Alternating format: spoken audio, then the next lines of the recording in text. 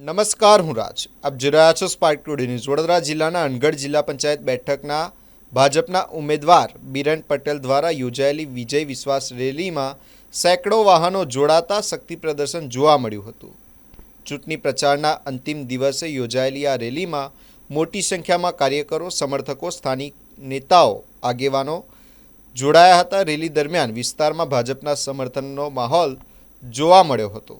ઉમેદવાર બિરેન પટેલે મતદારોનો સંપર્ક કરી વિકાસના મુદ્દે સમર્થન માગ્યું હતું. રેલીને લઈને વિસ્તારમાં રાજકીય ગરમાવો વધ્યો છે.